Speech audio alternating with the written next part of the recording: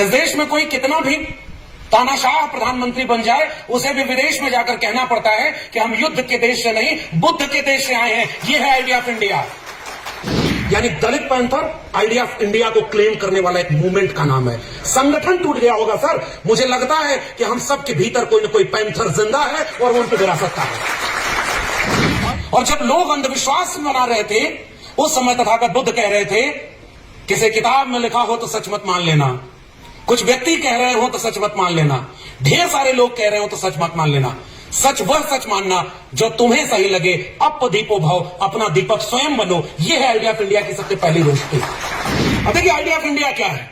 मेरा जन्म उत्तर प्रदेश के आजमगढ़ में हुआ, मेरी पढ़ाई लिखाई इलाहाबाद में हुई, दिल्ली विश्वविद्यालय से पीएचडी किया और वहां पिछले 12-13 साल से पढ़ा रहा हूं।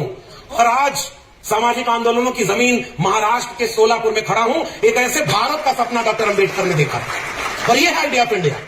और एक ख्वाब देखा था हमारे सतगुरु रविदास ने कि ऐसा चाहूं राज में जहां मिले सबन को अन्न, छोट बड़ो सब संबस है, रविदास रहे प्रसन्न। बराबरी और न्याय के विचार का नाम है सामाजिक न्याय का विचार। उसमें किसी के खिलाफ नफरत नहीं है, बस ये शर्त है कि कोई बड़ा या छोटा नहीं होगा, कोई ब्रह्मा के मुख से, कोई भुजा से और कोई पैर से पैदा नहीं होगा, सब बराबर होंगे। उस शर्त से बना था एक आइडिया ऑफ इंडिया।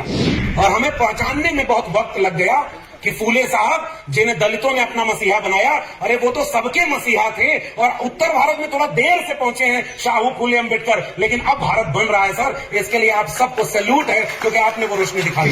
हम क्लेम करना चाहते हैं कि इस भारत को हम बर्बाद नहीं होने देना चाहते, क्योंकि हमने, हमारे पुरखों ने इस भारत को बनाया। टीवी पर बैठकर, जो टीवी विज्ञान से चल रही है, उस पर बैठकर बड़े बड़े एंकर कर रहे हैं। ये चमत्कार हो रहा है, लोग किस्मत बता रहे हैं। मुझे याद आता है डॉक्टर अंबेडकर, फूले पेरियार का भारत, जिसमें उन्होंने कहा था कि शिक्षा व शेरनी का दूध है, जो पिएगा वो दहाड़ेगा। ये शिक्षा बर्बाद करके इस देश को अंधविश्वासी बना रहे हैं ताकि ये देश को बर्बाद कर दे और कोई सवाल न करे।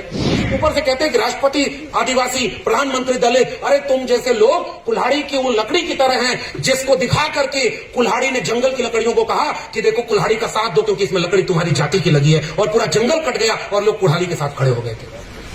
ये चुनौती हमारे आंखों के सामने। अब हमारी जाति के लोगों को हमें आगे करके हमारे ही खिलाफ काम करवाया जा रहा है। और 27 अक्टूबर 1954 सिद्धार्थ कॉलेज में एक अनौपचारिक बैठक में डॉक्टर अंबेडकर कह रहे हैं, हमने जिनके लिए अपना सब कुछ कुर्बान कर दिया वो अब आपस में लड़ने लगे। दलित पैंथर आंदोलन एक उम्मीद और ताकत का नाम था, मगर एक सबक हमें उससे भी लेना होगा। वो क्यों टूट गया, वो क्यों बिखर गया। 1925 का उनका एक संगठन आज भी एकजुट रह करके केवल भारत को तोड़ने के लिए जुड़ा रहा। हमारी विरासतों के तमाम इतिहास, Republic party of India, Buddhist society of India, तमाम तरह के संगठन जो बाबा साहब ने बनाए, वो खंडों में टूटते रहे और भारत को वो बर्बाद करते चले गए। एक सबक हमें लेना होगा। कहीं गलती हो गई, कहीं चूक हो गई, हमने नाक बड़ी कर दी, दिल छोटा कर दिया। और आज अगर यूं ही बटे रहे, मुझे लगता है कि फिर बहुत मुश्किल वक्त। दलित पैंथर के इस 5वां जो हम अपने इतिहास से जुड़े, उसे समझें और उसके बारे में बात करें। सबसे पहले मैं जिस रास्ते होकर आया, पहली बार पुणे उतरा तो ऐसा लगा कि कहीं महात्मा फूले, माता सावित्रीबाई फूले की वो जमीन, जिस इलाके से उन्होंने एक ऐसी क्रांति की ज्योति जलाई थी कि इस मुल्क में तमाम लोग उस ज्योति को बुझाने में लगे थे। और आज आजादी के अमृत महोत्सव मनाने वाले मुल्क में सबसे तेज रोशनी अगर कुछ दीपकों की है, कुछ रोशनियों की है, उनमें से महात्मा फूले और सावित्रीबाई फूले हैं। मैं उन्हें अपना सलाम और जय भीम करता हूं। और शुक्रिया इस आयोजन के समिति के लोगों, खासकर राहुल प्रधान भाई, कि आपने मौका दिया कि मैं पहली बार पुणे भी आया और दलित पैंथर पर आपसे बातचीत करूंगा। आज जिस दौर में हम बातचीत कर रहे हैं, सबसे पहली बात तो मुझे ये लग रहा है कि काश दलित पैंथर आज होता तो भारत ऐसा नहीं होता। क्योंकि आज कुछ लोग हैं इस देश को बाबा साहब डॉक्टर अंबेडकर के सपनों का भारत, महात्मा फूले शाहू जी के सपनों का भारत, बिरसा मुंडा जयपाल मुंडा से होते हुए राम मनोहर लोहिया मंडल के सपनों का भारत, जो सबके लिए बराबर था, सबका सम्मान, सबकी बराबरी, सबके न्याय की बात करता था, उस भारत को खत्म करके एक धर्म वाला भारत बनाना चाहते हैं। और वो पूरे देश में केवल एक बहस चला रहे हैं कि उनका धर्म खतरे में है, और आज उनको सत्ता मिल गई है तो पूरे भारत को उसी धर्म का भारत बना देंगे। ऐसे वक्त में दलित पैंथर को याद करना, और ऐसे वक्त में हर उस फूले अंबेडकर पेरियार के मिशन को याद करना, मुझे लगता है कि सच्ची राष्ट्रभक्ति है जो हम निभा रहे। इसलिए हमें आंख में आंख मिला करके अपनी बात कहने आना चाहिए, क्योंकि वो तोड़ने की बात कर रहे हैं और हम जोड़ने की बात कर रहे हैं। वो अन्याय की बात कर रहे हैं और हम न्याय की बात कर रहे हैं। और जो आइडिया ऑफ इंडिया है वो कौन सा भारत है जिसे हम और आप जानते हैं, पढ़ते हैं और दुनिया को बताते हैं। इस देश में कोई कितना भी तानाशाह प्रधानमंत्री बन जाए, उसे भी विदेश में जाकर कहना पड़ता है कि हम युद्ध के देश से नहीं, बुद्ध के देश से आए हैं। ये है आइडिया ऑफ इंडिया। उस भारत की पहचान तथागत बुद्ध से है। उस भारत की पहचान, मैं हिंदी साहित्य पढ़ाता हूं, हमारे यहां तो एक पूरा आंदोलन चला। और ये तथागत बुद्ध कौन थे? अभी कामले साहब बैठे हैं, देखिए दलित पैंथर पर मैं कम बोलूंगा, क्योंकि उसके तो आयोजक और जिन्होंने बनाया, जिन लोगों ने उसे आगे बढ़ाया, वो लोग खुद हमारे सामने बैठे हैं। लेकिन मैं अपनी उस विरासत को केवल याद कर रहा हूं। और मेरे लिए मेरा भारत क्या है, मैं यहीं से अपनी बात शुरू कर रहा हूं कि कुछ लोग हैं जो इस देश में कह रहे हैं एक ही धर्म है, एक ही विचार था, और वही विचार सबका विचार, और वो हावी होने का विचार। मेरी नजर में भारत एक ऐसा देश, जो देश तथागत बुद्ध की रोशनी से सबसे पहले गुलजार हुआ। सत्य व न्याय, सत्य व अहिंसा। और जब लोग अंधविश्वास में बना रहे थे, उस समय तथागत बुद्ध कह रहे थे, किसी किताब में लिखा हो तो सच मत मान लेना, कुछ व्यक्ति कह रहे हो तो सच मत मान लेना, ढेर सारे लोग कह रहे हो तो सच मत मान लेना। सच वह सच मानना जो तुम्हें सही लगे। अप दीपो भव, अपना दीपक स्वयं बनो। यह है आइडिया ऑफ इंडिया की सबसे पहली रोशनी। और इसलिए मैं बुद्ध को याद करते हुए कह रहा हूं, तर्कशील करुणा प्रज्ञा चेतना का नाम है बुद्ध। सत्य व अहिंसा का नाम है बुद्ध। और दुनिया भर के इंसान को इंसान से मिला देने वाले दर्शन का नाम है बुद्ध। और इसलिए मैं आइडिया ऑफ इंडिया में तथागत बुद्ध के भारत को देखता हूं। और उसके बाद बहुत सारे लोग आए। मैं अब उस दिशा में नहीं जा रहा, इस मंच का इस्तेमाल अपनी विरासत को याद करने के लिए किया जाए, मगर आपको याद होना चाहिए कि बुद्ध के खिलाफ कौन खड़ा था, किसने बोध वृक्ष को कटवाया, किन्होंने उनकी किताबों को जलाया, कि लोग पढ़ न लें बुद्ध को, लोग जान न लें बुद्ध को। लेकिन वो कुछ रोशनियां ऐसी होती हैं कि कुछ आंधियों से नहीं बुझती, वो और तेज मशाल जलती रहती है, और आज लोग उन्हें याद कर रहे हैं। और उसके बाद इसी आइडिया ऑफ इंडिया का एक दौर आया, जिस दौर में बहुत सारे दर्शन, और उनका दर्शन खुद वो नहीं पढ़े। इस मुल्क में जो लोग आज पूरे देश को बर्बाद कर रहे हैं, वो दरअसल अपढ़ या कुपढ़ लोग हैं, क्योंकि वो जिस दर्शन को अपना मानते हैं उसी में सांख्य और वैशेषिक षट दर्शन में है। जो पदार्थवादी दर्शन है, विज्ञान और चेतना की बात करता है, उन्हीं के यहां लोकायत और चार्वाक हैं, नास्तिकवादी दर्शन है। उन्हीं के यहाँ ये आंदोलन चला कि भाई एक उनका वेद एक नहीं, उनकी किताब एक नहीं, उनका देवता एक नहीं, और वो चाह रहे हैं इस देश में एक ही धर्म रहे, एक ही पार्टी रहे, एक ही रंग रहे। आप समझ रहे होंगे। इसलिए मैं कह रहा हूं कि उस दर्शन में खुद आलोचना थी, लेकिन उससे ज्यादा आलोचना कब आई, जब इस देश में संतों का एक आविर्भाव आता है और उसकी एक मशाल आते हैं संत कबीर, संत रविदास, पलटू दादू भीखा, बुल्ले शाह, बाबा फरीद, गुरु नानक, चोखा मेला। वो एक आंदोलन था। उस आंदोलन में उन लोगों ने कहा, वो उस आंदोलन में भगवान, मंदिर, मस्जिद, काकर पाथर जोर के मस्जिद लई चनाए, ताचड़ मुल्ला बाग दे क्या बहरा हुआ खुदाए, पाथर पूजे हर मिले तो मैं पूजूं पहाड़, ताते ये चाकी भली पीस खाए संसार, दुनिया ऐसी बावरी पाथर पूजे जाए। ये आंदोलन और तेवर देखिए, तुम कत बाभन हम कत सऊद, और हम कत लोहू तुम कत दूध, अरे इन दोन राह न पाई, हिंदुन की हिंदुआई देखी तुर्कन की तुर्काई, अरे इन दोन राह न पाई। और वो मानवतावादी विचार था कबीर का, मन ना रंगाए रंगाए जोगी कपड़ा, कुछ लोगों के लिए आगाह किया था। और मैं तो सर उत्तर प्रदेश से आया हूं। अब देखिए आइडिया ऑफ इंडिया क्या है। मेरा जन्म उत्तर प्रदेश के आजमगढ़ में हुआ, मेरी पढ़ाई लिखाई इलाहाबाद में हुई, दिल्ली विश्वविद्यालय से पीएचडी किया और वहां पिछले 12-13 साल से पढ़ा रहा हूं। और आज सामाजिक आंदोलनों की जमीन महाराष्ट्र के सोलापुर में खड़ा हूं। एक ऐसे भारत का सपना डॉक्टर अंबेडकर ने देखा और ये है आइडिया ऑफ इंडिया। और इसलिए मैं उस पढ़े हुए अपने भारत को याद कर रहा हूं कि उस समय जब कबीर, रैदास, वो कह रहे हैं मन चंगा तो कठौती में गंगा, मछली न तरी जेकर नदी में ही घर हो। पाखंडवाद, अंधविश्वास से क्या क्रांतिकारी आंदोलन हमारे यहां हुए।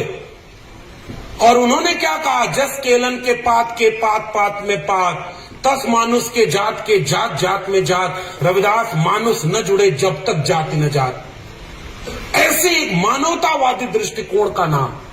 और एक ख्वाब देखा था हमारे सतगुरु रविदास ने कि ऐसा चाहूं राज में जहां मिले सबन को अन्न, छोट बड़ो सब संबस है, रविदास रहे प्रसन्न। बराबरी और न्याय के विचार का नाम है सामाजिक न्याय का विचार। उसमें किसी के खिलाफ नफरत नहीं है, बस ये शर्त है कि कोई बड़ा या छोटा नहीं होगा, कोई ब्रह्मा के मुख से, कोई भुजा से और कोई पैर से पैदा नहीं होगा, सब बराबर होंगे। उस शर्त से बना था एक आइडिया ऑफ इंडिया। और उस विरासत को आगे बढ़ाया तमाम लोगों ने। बसवन्ना, चोखा मेला, नारायण गुरु से होते हुए एक दौर आता है 18वीं शताब्दी का, और हमारे नए नायक बनकर के उभरते हैं महात्मा फूले और उनकी किताब गुलामगिरी, गुलामों को गुलामी का एहसास करा दो, अपनी बेड़ियां वो खुद ब खुद तोड़ लेगा। और वहां जाकर के शिवाजी का पंवाड़ा, किसान का कोड़ा, और वहां से होते हुए एक ऐसे भारत का स्वप्न देखा हमारे पुरखों ने, महात्मा फूले ने, जिसमें सब बराबर थे। फूले ने भी किसी से बदला लेने की कोई बात नहीं कही, तो उन्होंने बस कुछ तीखे सवाल कर दिए थे जिनसे आज के तानाशाह जालिम लोग डरते हैं। आज अगर मैं सोचता हूं कि अभी आ रहा हूं दलित पैंथर पे, दलित पैंथर ने तो वो काम कर दिया जो आजाद भारत में सोच नहीं सकते आज। और थोड़े से लोग, किताबों की बात क्या होती है, महात्मा फूले ने एक किताब लिखी गुलामगिरी, और कुछ सवाल पूछ दिए। अगर ब्रह्मा के 4 मुख थे तो स्तनपान कैसे करते थे, मुंह में गर्भ कैसे ठहरता था। आज मैं बोल रहा हूं तो हो सकता है मेरे ऊपर मुकदमा हो जाए, और मैं वैसे भी उत्तर प्रदेश से आ रहा हूं, वहां तो बुलडोजर चल रहा है। आपके यहां तो बहुत ठीक हालात है सर। ये तो सामाजिक और सांस्कृतिक आंदोलन की एक जगह है महाराष्ट्र। हमारे यहां तो क्या क्या हो जा रहा है, कोई गीत गाना लिख दे रहा उसके ऊपर मुकदमा। और एक बात और देखो, सांस्कृतिक आंदोलन की अहमियत क्या होती है दलित पैंथर पर बात करते हुए, जो सबसे महत्वपूर्ण बात मुझे याद करनी है। उत्तर भारत में क्रांति हुई, महात्मा फूले महाराष्ट्र में, शाहू जी महाराज महाराष्ट्र में, और जाति जनगणना की बात हो रही है। मैं ओबीसी समाज से आता हूं और हमें पहचानने में बहुत वक्त लग गया कि फूले साहब जिन्हें दलितों ने अपना मसीहा बनाया, अरे वो तो सबके मसीहा थे और उत्तर भारत में थोड़ा देर से पहुंचे हैं शाहू फूले अंबेडकर, लेकिन अब भारत बन रहा है सर। इसके लिए आप सबको सैल्यूट है, क्योंकि आपने वो रोशनी दिखाई थी। और शाहू जी महाराज ने 1902 में जाति जनगणना अपने दरबार में करा दी, अपने इलाके में। उन्होंने ये खोजा कि ये मेरे दरबार में कितने उच्च पदों पर लोग हैं, तो 75 में से 65 से 68 ब्राह्मण थे।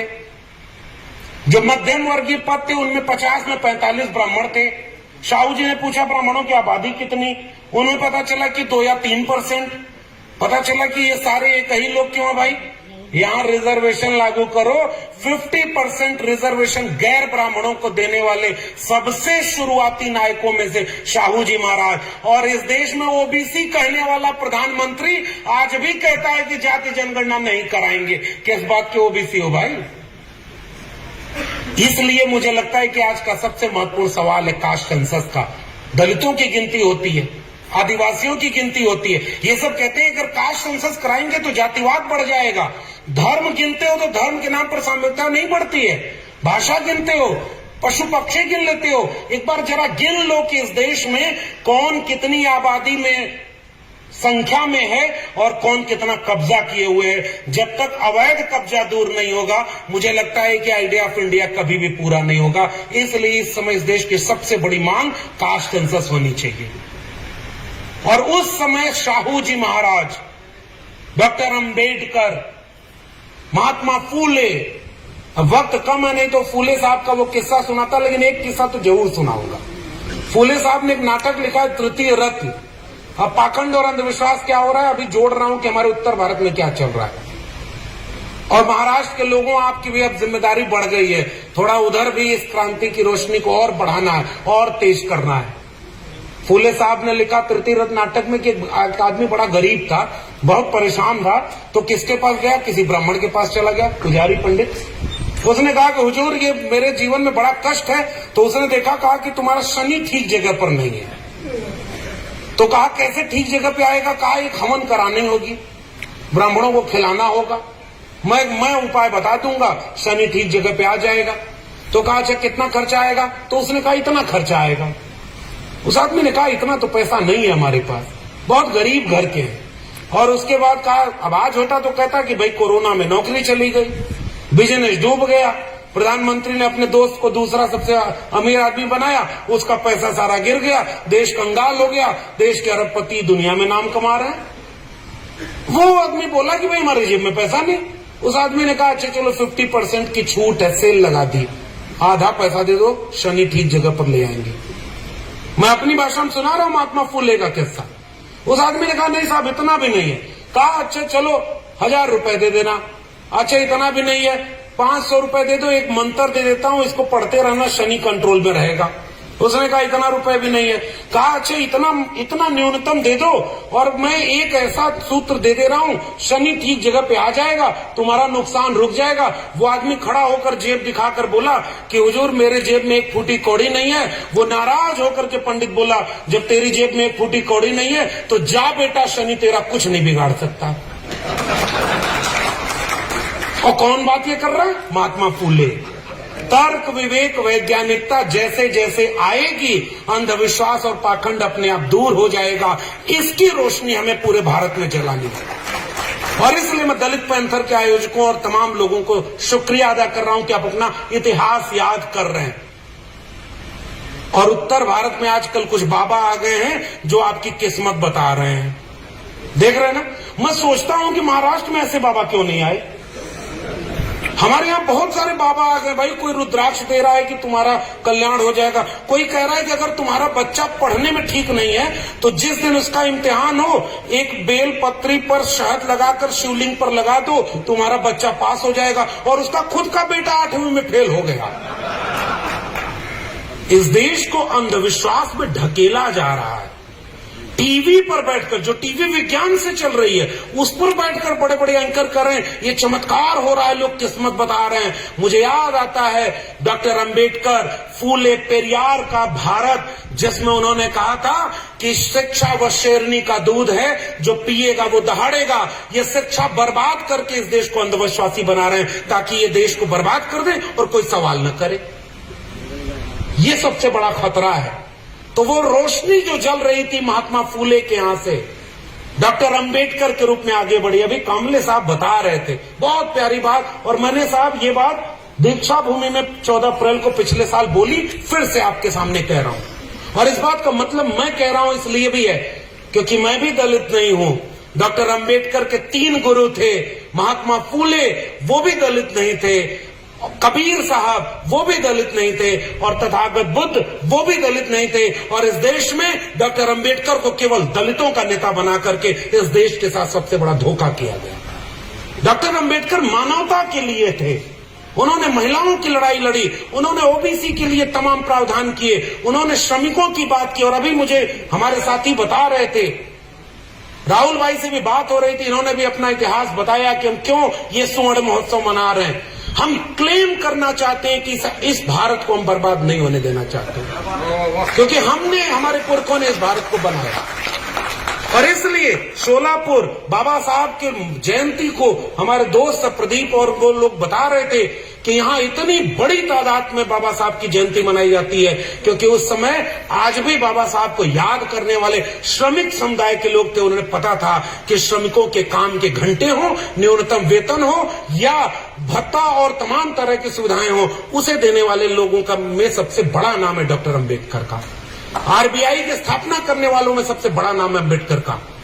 ओबीसी के लिए भारत में किसी ओबीसी को बताया नहीं गया कि महात्मा फूले ओबीसी समाज के आते थे। और महात्मा फूले में पूरे से आते हुए ये बात याद कर रहा हूं कि अपने दोस्त जो ब्राह्मण था उसकी शादी में जा रहे थे, अचानक कुछ लोगों की नजर पड़ती है, ये कौन चल रहा है, और उसे अछूत कह करके भगा दिया। फूले साहब घर लौटते हैं और अपने पिता को किस्सा सुनाते हैं। उनके पिता ने कहा कि गनीमत हुई कि तुम्हें मारा पीटा नहीं, तुमने धर्म विरोधी काम किया है। तब वहां पर एक व्यक्ति, एक किस्सा मिलता है कि एक व्यक्ति जो गले में मटका, पीठ पर झाड़ू, वो हंस रहा था। उसे कहा कि भाई तुम तो अपने को ओबीसी समझ रहे थे, अब तुम्हें समझ में आया ये तुम्हें शूद्र मानते हैं। और इसलिए बाबा साहब के उस पहले महात्मा फूले ने ये पूरा आंदोलन इसलिए खड़ा किया कि इस पूरे भारत को जाति मुक्त भारत और मानव को बराबर करने का भारत बनाएंगे। इसलिए हम इस अपनी विरासत को क्लेम कर रहे हैं और फूले साहब को पहुंचाना है हमें पूरे भारत के घर घर तक। पेरियार साहब जो दक्षिण भारत में थे, उन्होंने वैज्ञानिक चेतना की बात की, उसे हमें देश भर में ले जाना। वो रोशनी का दौर था फूले, अंबेडकर, पेरियार का। वो रोशनी का दौर आजाद भारत में आगे बढ़ा। फिर मुश्किलें आई और उस मुश्किलों में एक फिर से रोशनी जली थी दलित पैंथर की। और मैं उस रोशनी को सेलिब्रेट करते हुए एक किताब अभी कामले साहब ने भी लिखी है और मैंने अनुवाद किया है, डांगे साहब, और मैंने आपसे आग्रह किया है कि उसका अनुवाद आप अंग्रेजी में भी कराएं, हिंदी में भी कराएं। बाबा साहब कहते थे कि जिनकी सांस्कृतिक जड़ें मजबूत न हो उनकी राजनीतिक जड़ें मजबूत नहीं होती। और महाराष्ट्र को मैं इस रूप में देखता हूं कि ये सांस्कृतिक जड़ों की मजबूती का एक क्षेत्र है।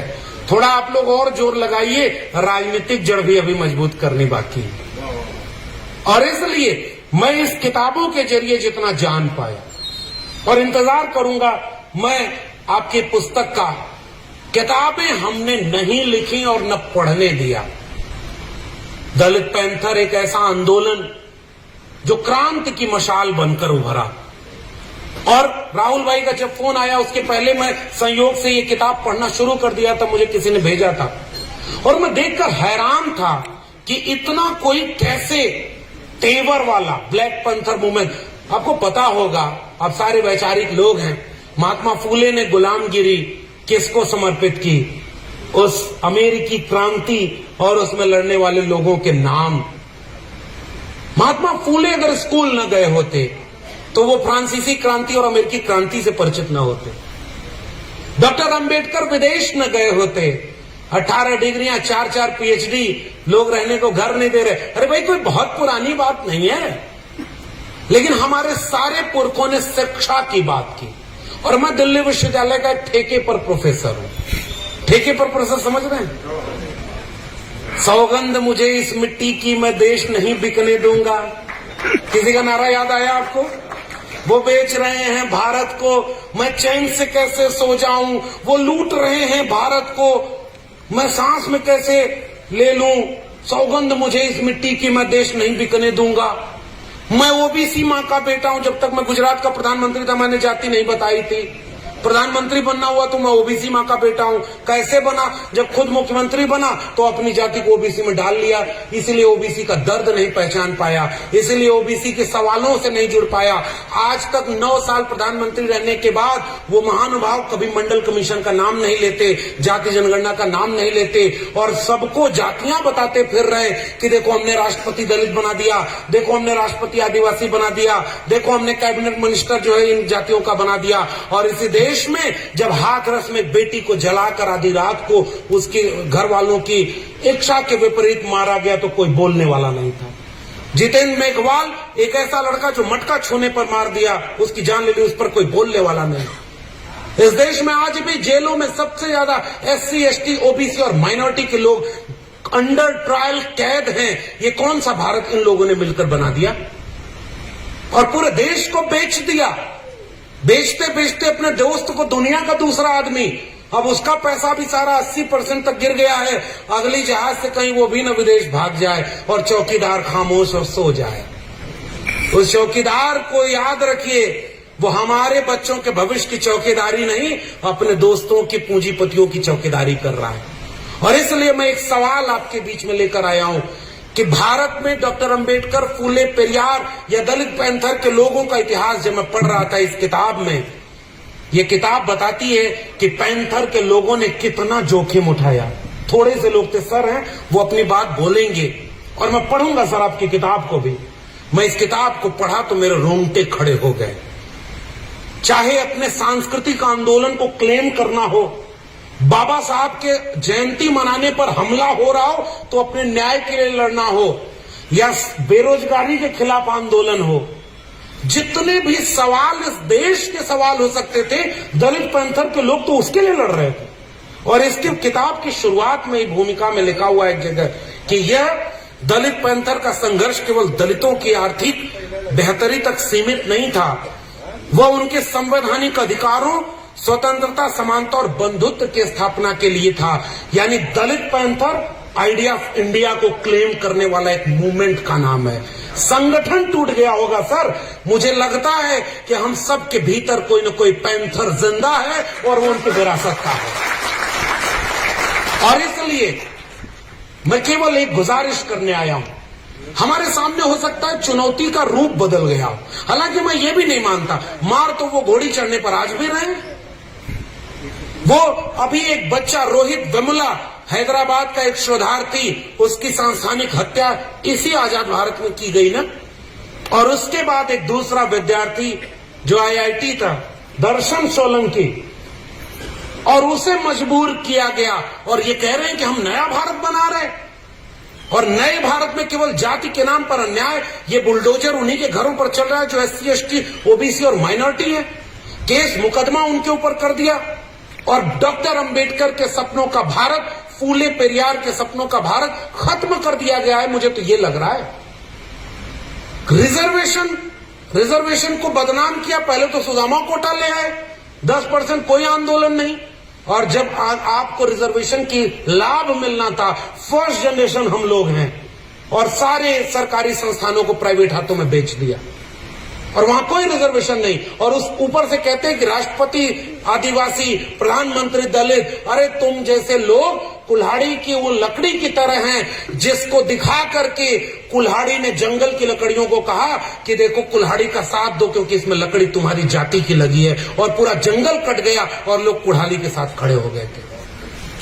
ये चुनौती हमारे आंखों के सामने है। अब हमारी जाति के लोगों को हमें आगे करके हमारे ही खिलाफ काम करवाया जा रहा है। और मुझे एक चैप्टर से केवल अफसोस है, 2 टूट गया वो। इसकी भूमिका में लिखा है डॉक्टर अंबेडकर का 1954 का एक भाषण का जिक्र है, और उस भाषण में शुरू में ही डॉक्टर अंबेडकर ने एक चिंता जताई थी, और उन्होंने ये कहा 27 अक्टूबर 1954 सिद्धार्थ कॉलेज में एक अनौपचारिक बैठक में डॉक्टर अंबेडकर कह रहे हैं, हमने जिनके लिए अपना सब कुछ कुर्बान कर दिया वो अब आपस में लड़ने लगे हैं।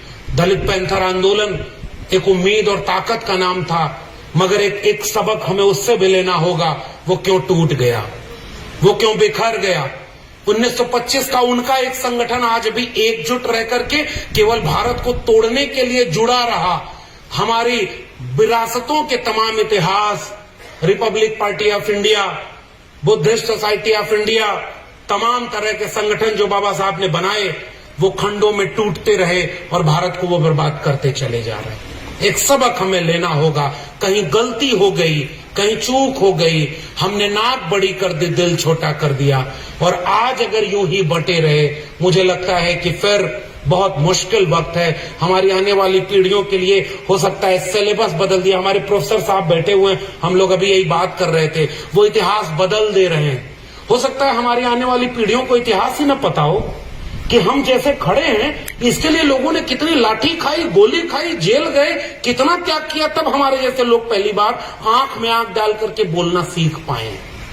इसलिए हमारी जिम्मेदारी भी है कि हम अपने इतिहास को भी क्लेम करें, इस पैंथर के इतिहास को, और एक ऐसा भारत जिसमें हम किसी वो कहते हैं कि हम ब्राह्मणों के खिलाफ हैं, अरे नहीं है तुम्हारे खिलाफ भाई, हम तुम्हारे अवैध कब्जे के खिलाफ हैं।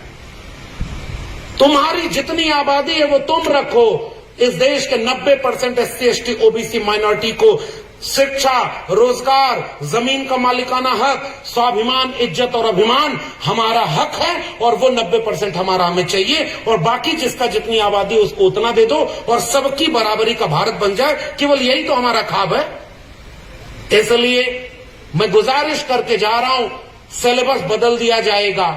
नई शिक्षा नीति में शिक्षा बेच दी गई है। जिस दौर में भारत में स्कूल, कॉलेज, विश्वविद्यालय खोले जाने चाहिए थे, नई शिक्षा नीति करिए क्लोजर और मर्जर से पुराने स्कूल और कॉलेज बंद किए जाएंगे। 40% सिलेबस ऑनलाइन मोड में चलेगा, ऑनलाइन टीचिंग होगी, ठेके पर प्रोफेसर। मैं खुद हूं और मैं तो इतना विरासत याद करते हुए बहुत कुछ बोल लेता हूं, मैं उम्मीद कम ही रख रहा हूं कि वो झेल पाएंगे, मगर केवल इसलिए बोल रहा हूं कि आने वाली पीढ़ियां जब मुझसे पूछें कि भारत का संविधान का लाभ तुमने लिया था, राहुल भाई ये बड़ा सवाल है हमारे लिए, क्योंकि हम जब पढ़ने आए तो भारत का संविधान था, इलाहाबाद यूनिवर्सिटी, दिल्ली यूनिवर्सिटी थी कि हम पढ़ पाए। अगर इस देश में मंडल कमीशन और भारत का संविधान न होता तो मेरे जैसे लाखों लोग आज यहां नहीं खड़े होते और इस मुल्क के हुक्मरान की आंख में आंख डाल करके सच नहीं बोल पा रहे होते, और वो दोनों हमारे सामने बर्बाद किया जा रहा। और दलित पैंथर का पूरा इतिहास एक ऐसे तेवर का इतिहास था जिसमें वो डरते नहीं थे। तो इसलिए केवल गुजारिश, हमारी लड़ाई स्कूल, कॉलेज और विश्वविद्यालय की लड़ाई है, इस देश को वैज्ञानिक चेतना संपन्न बनाने की लड़ाई है, तर्क, विवेक, वैज्ञानिकता और आधुनिकता की लड़ाई है, सबको जमीन का मालिकाना, इसमें एक बड़ा आंदोलन है जिसमें जमीन के मालिकाना हक के लिए पैंथर लड़ते थे, बेरोजगारी के लिए पैंथर लड़ते थे, अपना घोषणा पत्र बनाया, उसमें इस देश की स्वतंत्रता, समानता, आर्थिक और सामाजिक बराबरी की बात करते थे। इसलिए हम उस इतिहास को याद करते जा रहे हैं। और केवल गुजारिश, और पैंथर या हम लोगों को लोग कहते हैं कि हम जातिवादी हैं, जी नहीं सकता तो जीने की तमन्ना छोड़ दे, बहते बहते रुक जाए वो दरिया छोड़ दे, फूल था मैं और मुझे कांटा बना कर रख दिया, और अब कांटे से कहते हो कि चुभना छोड़ दे। भाई चुभेंगे हम जरूर। एक रामचरितमानस की 4 चौपाइयों का अर्थ क्या पूछ लिया, उत्तर भारत में खलबली मच गई है। पता है कि नहीं आपको?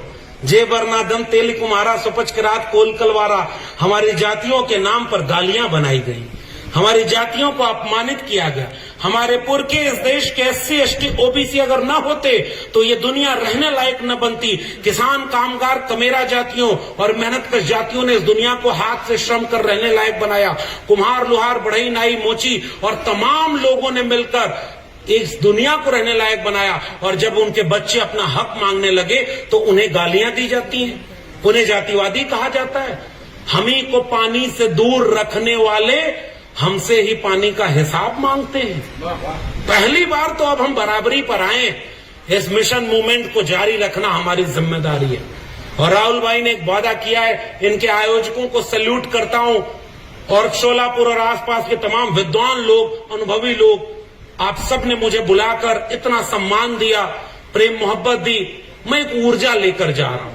मुझे नहीं पता कि मैंने कोई नई बात आपके बीच में बोली या नहीं, लेकिन एक बात है, आपने मुझसे जो कुछ लिया हो न लिया हो, मैं आपसे हिम्मत और ऊर्जा लेकर जा रहा हूं और पूरे भारत में उसको लेकर के लड़ाई जारी रखूंगा। और इसलिए गुजारिश आप सब से, मुझे अभी चूंकि तुरंत निकलना है तो मुझे जाना होगा, मैं माफी चाहता हूं, लेकिन इस स्वर्ण महोत्सव वर्ष का अभियान जब दिल्ली आएगा तो हम वादा करते हैं कि अपने इतिहास को, अपने पुरखों की लड़ाइयों को, उनके बदन पर पड़ी एक एक लाठियों को, उनके बदन, उनके कानून की किताबों के जरिए उनके ऊपर थोपे गए मुकदमों को, खैर लांजी से लेकर हाथरस को, रोहित वेमुला से लेकर पायल तड़वी को, जितेंद्र मेघवाल से लेकर के मूंछ पर दाढ़ी और टोपी पहनने वाले मारे जा रहे लोगों को हम अपने जहन में याद रखेंगे, हम भूलेंगे नहीं। और इस मुल्क को सांप्रदायिकता की आग में झोंकने वाले लोगों को हम ये कहना चाहते हैं कि हम मोहब्बत और प्यार का एक भारत बनाना चाहते हैं, हम बराबरी का एक भारत बनाना चाहते हैं। हम सब जितने दलित, पिछड़े, आदिवासी लड़ रहे हैं, फूले, अम्बेडकर, पेरियार, बिरसा के वारिस, हम मोहब्बत का भारत बनाना चाहते हैं, हम सबकी बराबरी की दुनिया बनाना चाहते हैं। इसलिए हमारा साथ दो, इसमें सबका भला है। टकराएंगे तो उसका कोई लाभ नहीं होने वाला, क्योंकि अंत पर उनका भी धर्म यही कहता है, सत्य परेशान होता है तो पराजित नहीं हो सकता। तो हम तो सत्य और अहिंसा दोनों के साथ खड़े हैं। हम लड़ेंगे, जीतेंगे। जय भीम, जय मंडल, संविधान जिंदाबाद, इंकलाब जिंदाबाद, उल गुलाम जिंदाबाद।